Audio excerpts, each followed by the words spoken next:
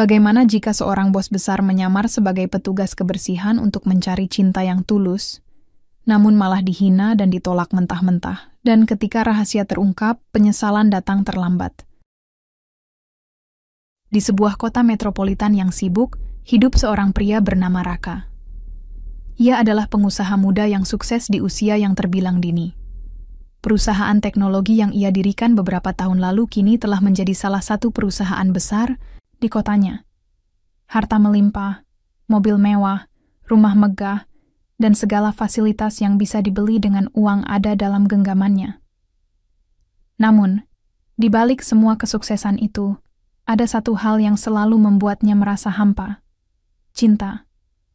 Raka belum menemukan pasangan hidup yang benar-benar tulus mencintainya. Bukan karena ia tidak pernah mencoba. Sebagai seorang pria kaya raya, banyak wanita yang mendekatinya. Sayangnya, kebanyakan dari mereka hanya tertarik pada harta dan status sosialnya. Mereka tidak pernah benar-benar peduli pada siapa Raka sebenarnya. Raka sering menghabiskan waktunya sendirian di apartemen mewahnya, memandangi langit malam yang dipenuhi lampu-lampu kota. Apakah ada seseorang di luar sana yang bisa mencintaiku apa adanya? Gumamnya pelan suatu malam. Pertanyaan itu terus menghantui pikirannya. Kriteria yang ia cari sebenarnya sangat sederhana. Seorang wanita yang tulus, baik hati dan mencintainya, bukan karena materi atau jabatan. Namun, semakin lama ia mencari, semakin sulit ia menemukan sosok seperti itu. Dunia yang penuh dengan kepalsuan membuatnya muak. Akhirnya, setelah sekian lama merenung, Raka memutuskan untuk melakukan sesuatu yang tak terduga. Ia ingin membuktikan apakah ada orang yang benar-benar mencintainya tanpa melihat status atau kekayaannya. Kalau begitu, aku harus mencari cara lain, katanya dalam hati. Raka mulai menyusun rencana. Ia akan menyamar sebagai seseorang yang jauh dari kemewahan, seorang petugas kebersihan di gedung perusahaannya sendiri. Dengan cara ini, ia berharap bisa mengetahui siapa yang benar-benar tulus mencintainya, tanpa embel-embel harta dan tahta. Rencana ini mungkin terdengar gila bagi sebagian orang, tapi bagi Raka, ini adalah satu-satunya cara untuk menemukan jawaban atas pertanyaan yang sudah lama mengganggunya. Dengan tekad yang bulat, ia mulai menyiapkan segalanya. Semua karyawan diberitahu tentang rencana ini, kecuali satu orang yang akan menjadi target utamanya. Nadia, seorang staf administrasi yang rajin dan sederhana. Setelah sekian lama merenung dan memikirkan cara untuk menemukan wanita yang benar-benar tulus mencintainya, Raka akhirnya menemukan ide yang cukup berani. Ia memutuskan untuk menyamar sebagai petugas kebersihan di gedung perusahaannya sendiri. Baginya, ini adalah satu-satunya cara untuk melihat apakah ada orang yang benar-benar mencintainya tanpa melihat status atau kekayaannya. Kalau aku tetap menjadi bos besar, mana mungkin aku bisa tahu siapa yang benar-benar tulus? Gumam Raka pada dirinya sendiri. Ia yakin bahwa dengan menjadi seorang pekerja biasa, ia akan bisa melihat sifat asli orang-orang di sekitarnya, terutama para karyawati di perusahaan. Raka kemudian mengumpulkan seluruh manajer dan staf senior di ruang rapat. Dengan nada serius, ia menjelaskan rencana penyamarannya. Mulai minggu depan, aku akan bekerja sebagai petugas kebersihan di gedung ini. Tidak ada yang boleh memberitahu siapapun tentang identitas asliku, termasuk karyawan baru atau lama, katanya tegas. Semua orang di ruangan itu terkejut, namun mereka mengerti alasan di balik keputusan Raka. Mereka setuju untuk menjaga rahasia ini, demi membantu bos mereka menemukan jawaban atas pertanyaannya. Satu-satunya orang yang tidak diberitahu tentang rencana ini adalah Nadia, seorang staf administrasi yang rajin dan sederhana. Nadia adalah salah satu karyawan yang jarang bergosip dan selalu fokus pada pekerjaannya. Raka merasa bahwa Nadia mungkin adalah sosok yang bisa ia cari, wanita yang tidak peduli dengan harta dan jabatan. Hari pertama penyamaran pun tiba. Raka mengenakan seragam petugas kebersihan yang sederhana. Ia membersihkan lantai, mengangkat sampah, dan melakukan tugas-tugas lainnya seperti layaknya seorang pekerja kebersihan. Awalnya, ia merasa sedikit canggung karena harus meninggalkan kebiasaan lamanya sebagai seorang bos. Namun, Semakin lama ia menjalani peran barunya, semakin ia merasa nyaman. Ia juga mulai berbincang santai dengan beberapa karyawan, termasuk Nadia. Nadia sendiri tidak curiga sedikit pun. Baginya, Raka hanyalah seorang petugas kebersihan yang ramah dan baik hati. Ia sering menyapa Raka ketika melewati lorong kantor. "Pagi, Mas. Terima kasih sudah membersihkan area ini. Jadi lebih nyaman," kata Nadia suatu pagi dengan senyum hangat. Raka hanya tersenyum balik, merasa senang karena Nadia tidak memperlakukannya berbeda, meskipun ia hanya seorang petugas kebersihan. Interaksi-interaksi kecil seperti inilah yang membuat Raka semakin yakin bahwa Nadia mungkin adalah wanita yang ia cari. Namun, ia masih belum bisa memastikan. Ia memutuskan untuk terus mendekati Nadia secara perlahan, membangun hubungan yang lebih dekat tanpa mengungkapkan identitas aslinya. Sementara itu, di sudut lain kantor, beberapa karyawan mulai membicarakan perilaku aneh petugas kebersihan baru itu. Ada yang mengatakan bahwa ia tampak terlalu sopan untuk seorang pekerja biasa, sementara yang lain mengira ia hanya ingin menarik perhatian. Namun, Nadia tidak pernah ikut dalam pembicaraan itu. Baginya, Raka hanyalah seorang pria baik yang patut dihargai seperti orang lain. Tanpa disadari oleh Nadia, langkah-langkah kecil yang ia ambil dalam berinteraksi dengan Raka mulai membuka pintu bagi sebuah hubungan yang lebih dalam. Sementara itu, Raka semakin mantap dengan rencananya. Ia bertekad untuk membuktikan apakah Nadia benar-benar mencintainya apa adanya, bukan karena harta atau jabatan. Namun, perjalanan ini tidak akan mudah. Raka sadar bahwa jika identitas aslinya terungkap, segalanya bisa berubah drastis. Untuk saat ini, ia hanya bisa berharap bahwa Nadia adalah wanita yang ia impikan selama ini. Setelah beberapa minggu menyamar sebagai petugas kebersihan, Raka mulai terbiasa dengan rutinitas barunya. Ia membersihkan lantai kantor, mengangkat sampah, dan bahkan membantu para karyawan memindahkan barang-barang yang berat. Meskipun pekerjaannya sederhana, ia merasa ada kebahagiaan tersendiri dalam menjalani peran ini. Namun, yang paling membuatnya senang adalah interaksinya dengan Nadia. Nadia adalah salah satu karyawan yang paling rajin di kantor. Setiap pagi, ia selalu datang lebih awal untuk menyelesaikan tugas administratifnya. Saat melihat Raka sedang membersihkan area dekat mejanya, Nadia sering menyapa dengan ramah. "Pagi, Mas. Terima kasih sudah membersihkan area ini, jadi lebih nyaman," katanya suatu pagi sambil tersenyum hangat. Raka hanya tersenyum balik, merasa senang karena Nadia tidak memperlakukannya berbeda meskipun ia hanya seorang petugas kebersihan. Dari hari ke hari, interaksi mereka semakin sering. Kadang-kadang, Nadia akan berbincang dengannya tentang hal-hal ringan seperti cuaca, makanan favorit, atau bahkan rencana liburannya. Raka mendengarkan setiap kata yang Nadia ucapkan dengan penuh perhatian. Baginya, Nadia adalah sosok yang berbeda dari wanita-wanita lain yang pernah ia temui, sederhana, tulus, dan tanpa pretensi. Suatu hari, saat jam istirahat, Nadia mengajak Raka untuk makan siang bersama di kantin kantor. Awalnya, Raka ragu-ragu.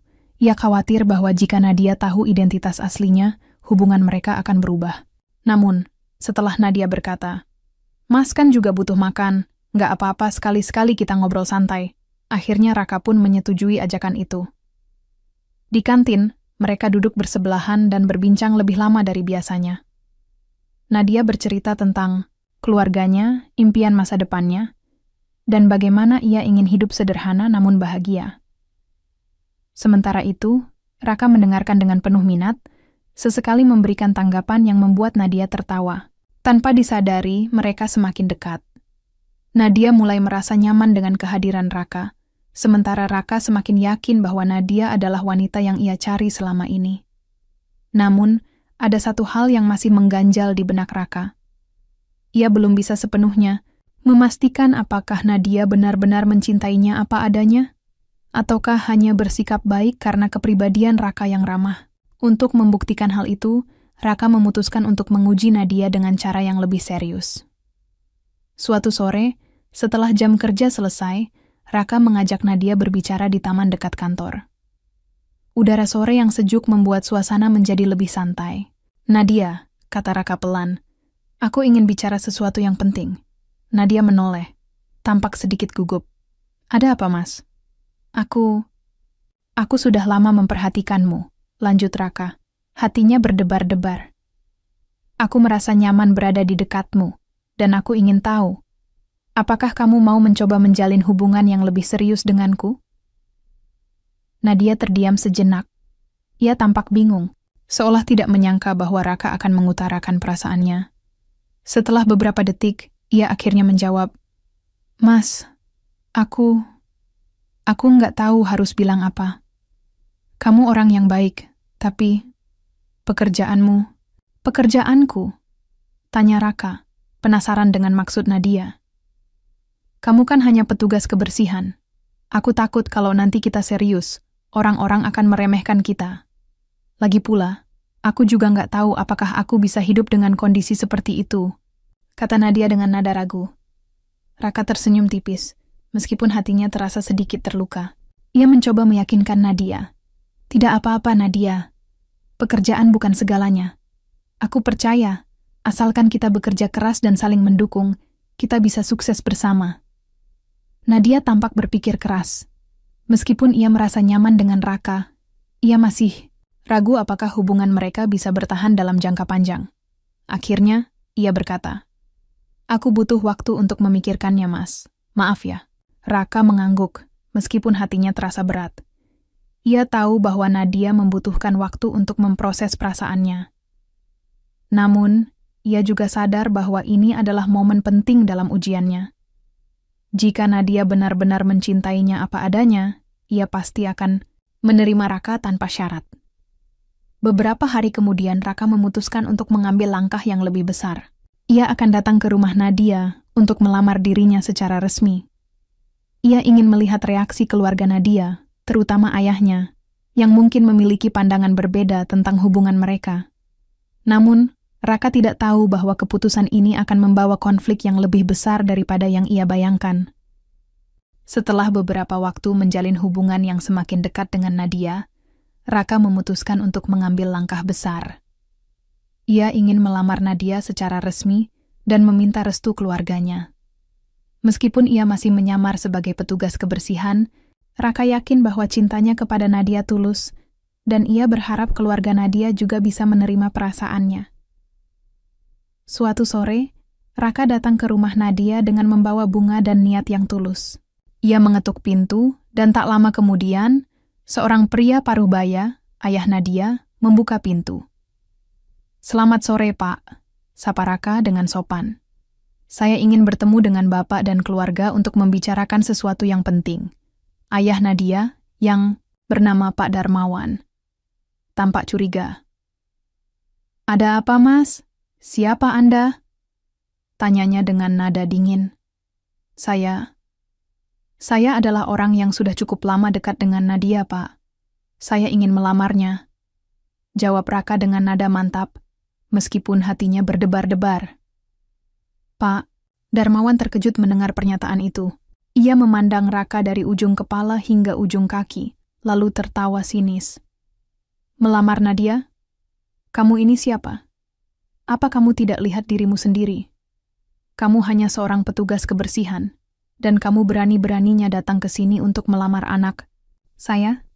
Raka mencoba menjelaskan dengan tenang. Pak, saya tahu pekerjaan saya mungkin tidak seberapa di mata orang lain. Tapi saya yakin, asalkan kita bekerja keras dan saling mendukung, kita bisa sukses bersama. Saya mencintai Nadia dengan sepenuh hati, dan saya akan berusaha memberikan yang terbaik untuknya.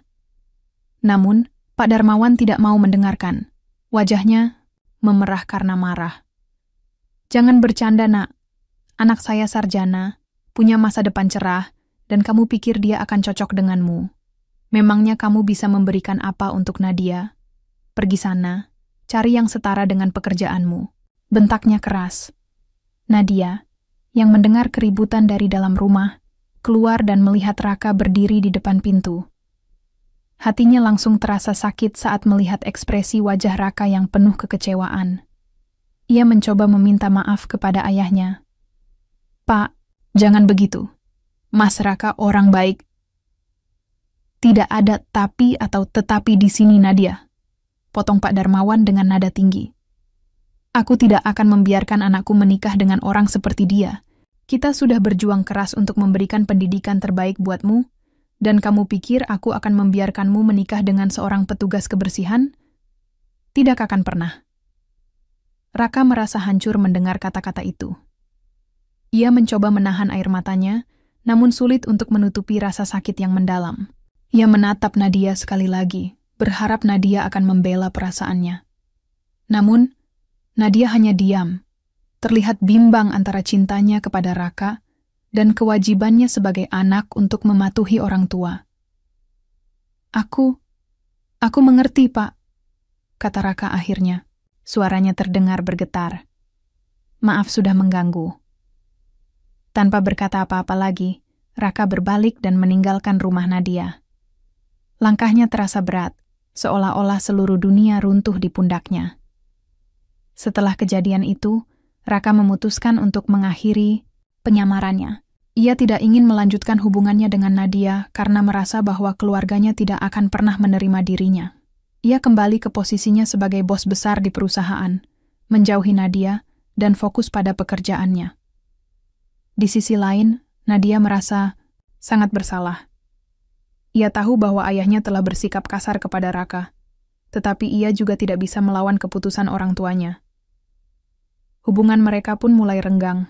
Nadia sering memikirkan Raka, bertanya-tanya apakah ia telah membuat kesalahan besar dengan tidak membela pria yang dicintainya. Namun, Nadia tidak tahu bahwa keputusan untuk menjauhi dirinya adalah langkah terakhir yang Raka ambil untuk membuktikan bahwa ia benar-benar tulus mencintainya. Dan ketika kebenaran tentang identitas Raka terungkap, semuanya akan berubah drastis. Beberapa minggu setelah kejadian penolakan di rumah Nadia, Raka memutuskan untuk sepenuhnya mengakhiri penyamarannya sebagai petugas kebersihan. Ia kembali ke posisinya sebagai bos besar di perusahaan, menjalani rutinitas seperti biasa, rapat, penting, presentasi proyek, dan pengambilan keputusan strategis. Namun, meskipun ia sudah kembali ke dunia kemewahan, hatinya masih terasa kosong. Ia tidak lagi mendekati Nadia, bahkan sengaja menghindarinya. Sementara itu, Nadia merasa ada sesuatu yang aneh. Petugas kebersihan, yang selama ini ia kenal tiba-tiba menghilang tanpa jejak. Ia mencoba bertanya kepada rekan-rekannya di kantor, tetapi semua orang hanya tersenyum misterius tanpa memberikan jawaban jelas. Mungkin dia sudah pindah pekerjaan, kata salah satu temannya dengan nada santai. Namun, suatu hari, ketika Nadia sedang menghadiri rapat penting perusahaan, ia melihat sosok yang sangat familiar di ruang rapat. Pria itu duduk di kursi kepala ruangan, tampak percaya diri dan memimpin diskusi. Nadia terkejut bukan main. Mas Raka? Gumamnya pelan, hampir tidak percaya dengan apa yang dilihatnya. Tanpa pikir panjang, Nadia berdiri dari kursinya dan berkata keras-keras, Mas, ngapain? Di sini? Bukannya kamu tukang kebersihan? Ini kan rapat penting, masuk seenaknya aja. Semua mata di ruangan itu langsung tertuju pada Nadia. Suasana menjadi hening sejenak. Raka hanya tersenyum tipis, lalu berkata dengan tenang, Hehe, iya maaf. Mungkin aku harus menjelaskan sesuatu. Sebelum Raka sempat melanjutkan, manajer Nadia tiba-tiba masuk ke ruangan. Wajahnya tampak marah saat melihat sikap Nadia. Nadia, apa yang kamu lakukan? Beraninya kamu bicara seperti itu kepada bos kita, bentak sang manajer. Bos? Nadia terkejut. Ia menatap Raka dengan mata penuh rasa bersalah. Maksudnya, Mas ini bos kita? Manajer itu mengangguk dengan kesal. Ya, tentu saja. Dia itu Raka, pemilik perusahaan ini. Kamu baru tahu, ya? Sana keluar dari ruangan kalau cuma mau bikin malu. Nadia merasa malu setengah mati. Ia tidak bisa berkata apa-apa lagi. Tubuhnya gemetar dan wajahnya memerah karena rasa bersalah dan malu. Semua orang di ruangan itu mulai berbisik-bisik tentang insiden tersebut. Nadia hanya bisa duduk kembali di kursinya, merasa seperti bumi runtuh di bawah kakinya. Setelah rapat selesai, Nadia mencoba mendekati Raka untuk meminta penjelasan. Mas, maafkan aku. Aku benar-benar tidak tahu kalau kamu adalah bos besar di perusahaan ini. Kenapa kamu tidak memberitahuku dari awal? Tanyanya dengan nada memelas. Raka hanya tersenyum kecut. Aku sengaja tidak memberitahumu, Nadia. Aku ingin melihat siapa yang benar-benar mencintaiku apa adanya, bukan karena status atau kekayaanku. Tapi ternyata keluargamu dan bahkan kamu sendiri tidak bisa menerima aku saat aku hanya seorang petugas kebersihan. Nadia terdiam. Ia menyadari bahwa ucapan Raka benar. Ia dan keluarganya telah menilai Raka hanya berdasarkan pekerjaannya, tanpa melihat siapa dia sebenarnya. Maafkan aku, Mas. Aku benar-benar menyesal, katanya dengan air mata mengalir di pipinya. Raka tidak menjawab. Ia hanya mengangguk pelan, lalu meninggalkan ruangan. Nadia mencoba mengejarnya, tetapi Raka sudah pergi. Pada hari berikutnya, Nadia pulang dari kantor dengan perasaan hampa. Di pinggir jalan, ia menunggu taksi karena mobilnya sedang di bengkel. Tiba-tiba, sebuah mobil mewah berhenti di depannya. Kaca jendela mobil itu turun, dan Nadia terkejut melihat Raka di balik kemudi. Nadia, ayo aku antar pulang, kata Raka dengan nada datar. Nadia ragu-ragu sejenak, tapi akhirnya ia masuk ke dalam mobil. Sepanjang perjalanan, suasana di dalam mobil begitu canggung. Nadia ingin membuka pembicaraan, tetapi ia tidak tahu harus berkata apa. Sesampainya di rumah, Nadia mengundang Raka masuk untuk berbicara lebih lanjut. Saat mereka duduk di ruang tamu, ayah Nadia, Pak Darmawan, keluar dari kamarnya. Begitu melihat Raka, wajah Pak Darmawan langsung berubah pucat. Ia tampak gugup dan langsung membungkuk hormat. Mas Raka, maafkan saya atas kejadian waktu itu. Saya tidak tahu kalau Mas adalah orang penting seperti ini, kata Pak Darmawan dengan nada memelas. Kalau boleh, Mas bisa melamar anak saya lagi. Kami sangat setuju, Raka tersenyum dingin. Tidak perlu, Pak. Saya sudah urungkan niat saya untuk melamar Nadia. Lagi pula, waktu itu saya sudah ditolak, kan? Pak Darmawan semakin panik. Maafkan kami, Mas. Kami tidak tahu kalau Mas orang kaya. Kalau tahu, pasti kami akan langsung setuju. Raka menggeleng pelan. Uang dan status tidak bisa membeli cinta yang tulus, Pak. Dan sayangnya saya tidak menemukan itu di keluarga ini. Setelah mengucapkan kata-kata itu, Raka bangkit dari kursinya dan meninggalkan rumah Nadia. Nadia dan keluarganya hanya bisa terdiam, merasa malu dan menyesal atas perlakuan mereka sebelumnya. Setelah kejadian di rumah Nadia dan pengungkapan identitas Raka sebagai bos besar perusahaan, suasana di kantor menjadi sangat canggung. Nadia merasa malu setiap kali melihat Raka. Ia sadar bahwa ia telah salah menilai pria itu hanya berdasarkan pekerjaan yang ia sangka selama ini.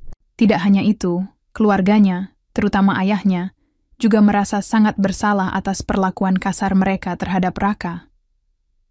Namun, Raka tetap teguh pada keputusannya. Ia tidak lagi mendekati Nadia atau mencoba melanjutkan hubungan mereka. Baginya, apa yang terjadi adalah bukti nyata bahwa Nadia dan keluarganya tidak benar-benar mencintainya apa adanya. Mereka hanya tertarik pada status dan kekayaannya, bukan pada siapa dirinya sebenarnya. Di sisi lain, Nadia mulai menyadari kesalahannya. Ia sering memikirkan momen-momen ketika ia bersama Raka, saat ia masih mengira pria itu hanyalah seorang petugas kebersihan. Raka selalu bersikap baik, ramah, dan tulus padanya. Ia menyadari bahwa ia telah melewatkan kesempatan untuk memiliki hubungan dengan pria yang benar-benar mencintainya tanpa syarat. Suatu hari, Nadia memutuskan untuk menulis surat kepada Raka.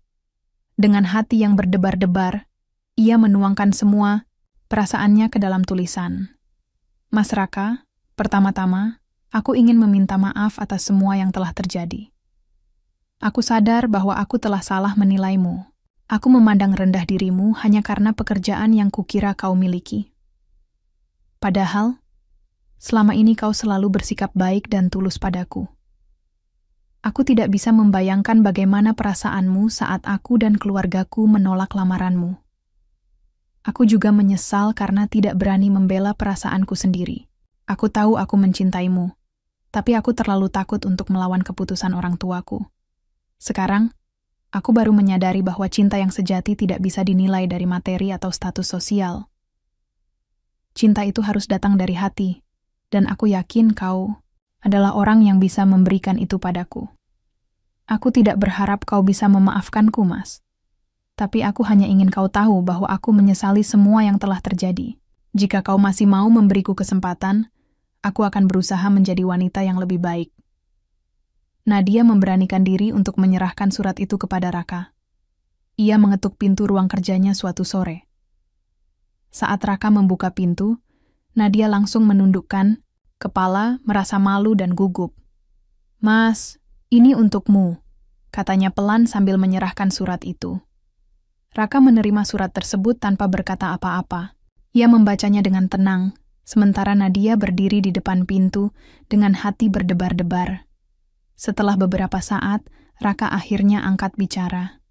"Nadia," katanya dengan nada lembut namun tegas, "aku menghargai keberanianmu untuk menulis surat ini, tapi sayangnya sudah terlambat. Aku sudah belajar banyak dari semua yang terjadi. Aku tidak bisa melanjutkan hubungan dengan seseorang yang tidak benar-benar mencintaiku apa adanya." Nadia merasa hatinya hancur mendengar kata-kata itu. Air matanya mengalir deras, namun ia tidak bisa berkata apa-apa. Ia hanya bisa mengangguk pelan, lalu berbalik pergi meninggalkan ruangan Raka. Beberapa minggu kemudian, cerita tentang Raka dan Nadia mulai menyebar di kantor. Banyak karyawan yang membicarakannya, dan Nadia serta keluarganya menjadi bahan gunjingan. Nadia mendapat julukan gila harta karena sikapnya yang meremehkan Raka saat ia masih mengira pria itu hanyalah seorang petugas kebersihan. Sementara itu, Raka tetap fokus pada pekerjaannya. Ia tidak lagi memikirkan hubungan asmaranya. Baginya, pengalaman ini adalah pelajaran berharga tentang pentingnya mencintai seseorang apa adanya, bukan karena materi atau status. Di sisi lain, Nadia dan keluarganya mulai menyadari kesalahan mereka. Ayah Nadia, Pak Darmawan, sering terlihat murung dan menyesal atas tindakannya. Ia menyadari bahwa sikap sombong dan pandangan dangkal terhadap orang lain hanya akan berbalik menjadi pelajaran hidup yang pahit. Akhirnya, Nadia memutuskan untuk keluar dari perusahaan dan mencari pekerjaan baru. Ia ingin memulai hidup baru dan menjadi pribadi yang lebih baik. Meskipun ia tidak bisa mendapatkan cinta Raka kembali, ia berharap bahwa pengalaman ini akan membuatnya lebih bijaksana dalam menjalani hidup. Cerita ini mengajarkan kita bahwa kesombongan dan pandangan dangkal terhadap orang lain hanya akan membawa penyesalan. Kita tidak boleh menilai seseorang hanya dari pekerjaan atau status sosialnya. Cinta yang sejati harus datang dari hati, tanpa syarat, dan tanpa memandang materi. Seperti yang dikatakan Raka, uang dan status tidak bisa membeli cinta yang tulus. Semoga kisah ini menjadi pelajaran bagi kita semua untuk lebih bijaksana dalam menilai orang lain dan mencintai dengan sepenuh hati.